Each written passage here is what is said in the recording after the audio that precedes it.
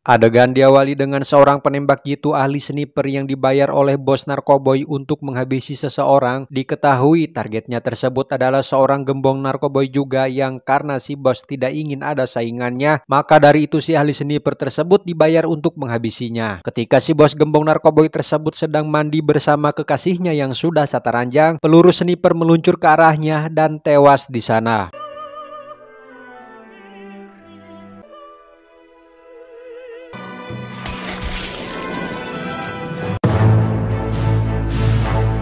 Di tempat lain, seorang marinir melakukan aksi nekat dengan melakukan bundir disebabkan kecemasan yang akhirnya dia mengakhiri hidupnya sendiri.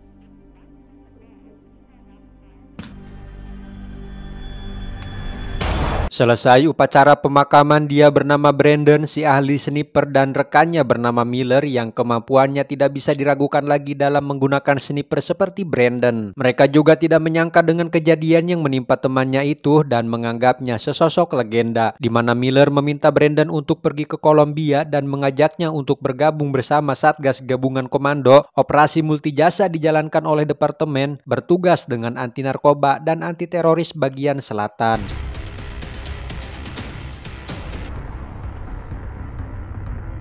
Setelah berjam-jam dalam perjalanan, akhirnya Brandon pun sampai di Kolombia. Di sana Brandon langsung diperlihatkan target utama mereka, yaitu Jesus Morales, seorang pemimpin kartel Kolombia dengan aksi-aksi kejahatannya, transaksi narkoboy dan penyelundupan dan aksi-aksi kejahatan lainnya. Beberapa bulan terakhir Morales telah menghabisi para pesaingnya dan sekarang mereka sudah menemukan lokasi markas Morales.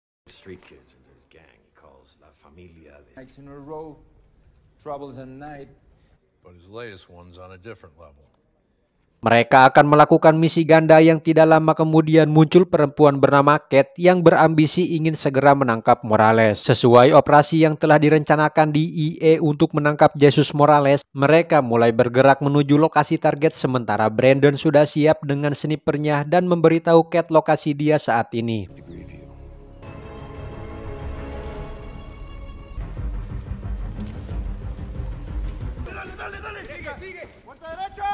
Mereka pun mulai mengepung tempat tersebut dan di saat tim lain menyergap ke dalam seketika terjadi sebuah ledakan. Kapten Garza yang tempat berdiri tiba-tiba ada penembak jitu lain yang menembak kakinya dan tiba-tiba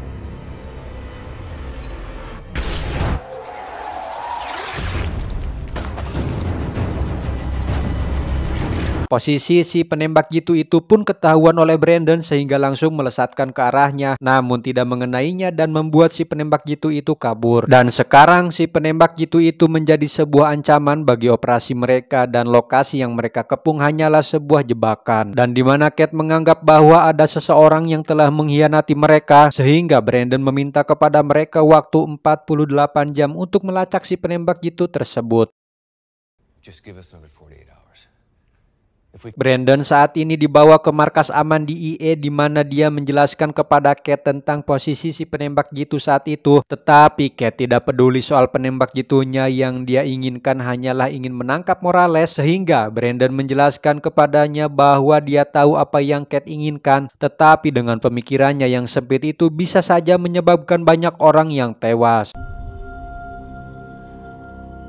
Untuk mencari informasi soal penembak jitu itu, Kate pun pergi keluar dengan menemui salah seorang kenalannya di suatu tempat, yaitu seorang pendeta bernama Pastor Carlos. Di sana Kate mendapatkan informasi si penembak jitu itu adalah El Diablo dan Carlos memberitahunya dengan mengatakan, sekali saja El Diablo mengetahui namanya, maka kau akan mati dan akan menghubungi Kate nanti.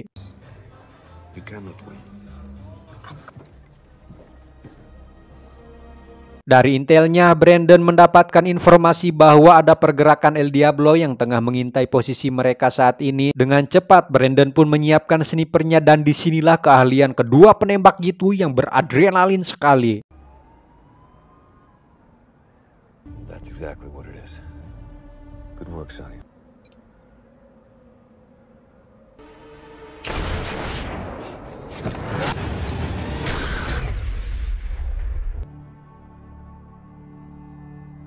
Keesokan harinya Brandon memperlihatkan peluru yang dipakai El Diablo. Si pemimpin departemen yang bernama Miller ini menjelaskan kelebihan dari peluru tersebut. Sementara itu, di tempat lain kita diperlihatkan bebenguk Morales. Terlihat dia sedang menguji nyali anak buahnya, di mana dia dengan mengatakan bahwa kau tidak boleh takut memperjuangkan apa yang menjadi milikmu di dunia ini. Saat ini dia sedang mempunyai tujuan untuk menguasai perbatasan. Beberapa saat kemudian El Diablo berada di sana untuk menagih bayarannya karena dia mengira dia sudah menembak Brandon malam itu. Tetapi Morales yang mengetahui Brandon belum mati, dia pun membatalkan bayarannya dan seenaknya mengatakan kalau dia sudah lagi tidak membutuhkan El Diablo.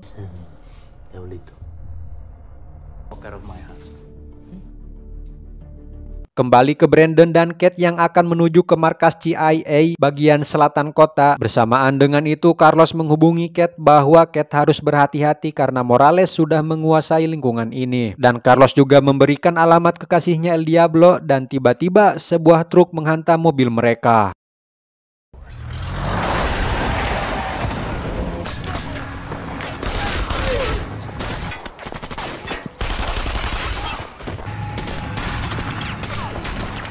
Terlihat Kate hendak menemui alamat seorang perempuan yang Carlos berikan, tapi sekali lagi bahwa lingkungan tersebut sudah dikuasai Morales. Mereka di sana menghajar Kate dengan cara kasar dan memberitahunya untuk jangan macam-macam di lingkungan mereka. Tak lama kemudian muncul Brandon yang baru saja selesai dengan urusannya dan menembaki mereka di sana.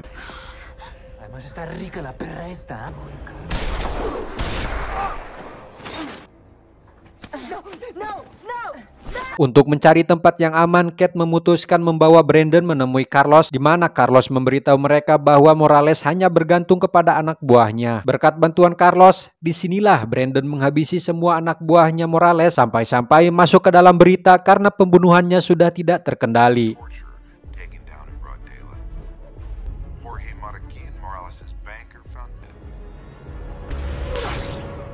Mengetahui keberadaannya sudah terancam karena anak buahnya sudah habis, Morales meminta El Diablo agar menghabisi Brandon dengan bayaran yang lebih mahal. Setelah menerima kesepakatan tersebut, El Diablo membayar orangnya dan yang dia dapatkan bahwa ada seorang pendeta yang membantu mereka yang tiada lain adalah Pastor Carlos. Dan El Diablo menyuruhnya untuk menangkap dia saat ini juga. Di saat yang bersamaan, terlihat Brandon dan Kate tengah mempersiapkan snipernya untuk target berikutnya, yaitu El Diablo. Tak lama kemudian terlihat mobil truk besar dan ternyata mereka telah menangkap Carlos lalu menggantungnya di sana. Sontak Kate yang melihat itu pun terlihat panik dan berniat keluar untuk menyelamatkannya. Akan tetapi Brandon mencegahnya dengan mengatakan bahwa itu hanyalah jebakan agar memancing mereka keluar. Setelah berhasil menenangkan Kate, Brandon kembali fokus dengan snipernya dan dia berhasil memutuskan tali yang mengikat si Carlos dengan 2 kali tembakan. Sehingga keberadaan mereka diketahui oleh El Diablo lalu menembaki posisi mereka saat ini. Dan setelah itu, kalian tahu kan apa yang terjadi?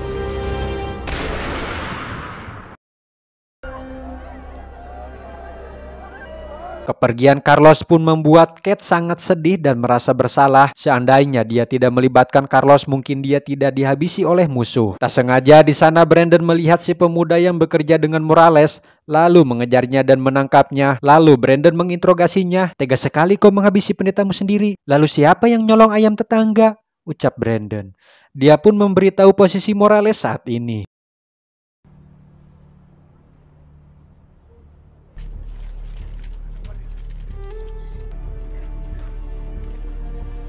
Sekarang Morales akan dibawa ke pengadilan federal dengan tingkat keamanan yang tinggi. Akhirnya Morales tiba di Bandara Florida dan akan melakukan sidangnya pukul 2 nanti. Hingga Brandon menganggap dengan waktu tersebut akan memberi El Diablo waktu. Beberapa saat kemudian mereka dikejutkan dengan kehadiran Miller, di mana mereka merencanakan formasi untuk memancing El Diablo. Lalu Miller memperlihatkan kepada Brandon sebuah peluru yang saat mengenai sasaran maka peluru tersebut akan meledak.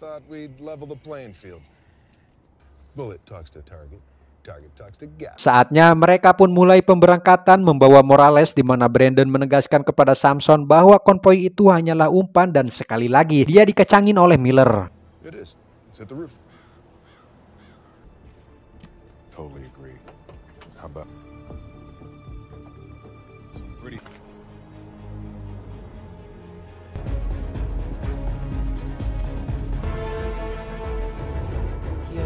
Miller sendiri akan terus mengawasi konvoi sedangkan Brandon difokuskan untuk mencari posisi El Diablo. Saat mobil ban putih berjalan, sekelompok preman mengikutinya dan El Diablo melesatkan senapannya. El Diablo mengira kalau Morales berada di dalam mobil ban tersebut. Akhirnya posisinya diketahui oleh mereka sehingga Brandon menarik pelatuk snipernya dan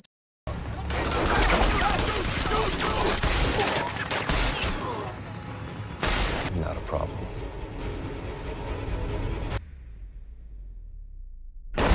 setelah ditelak-telak oleh Samson bahwa mobil itu kosong dan dia tidak tahu kalau mobil itu dikendalikan dari jarak jauh, Miller mengatakan bahwa inilah yang disebut umpan untuk memancing sniper musuh keluar dan agen keamanan nasional yaitu si bebenguk Samson. Terkuaklah sebuah fakta bahwa si Samson sudah terlibat dengan aksi kejahatan Morales, di mana Miller menjelaskan bukti yang kuat karena anak buahnya sudah mengkloning HP-nya si Samson, bahkan dia sudah membantu El Diablo melewati imigrasi di dalam SMS HP-nya itu.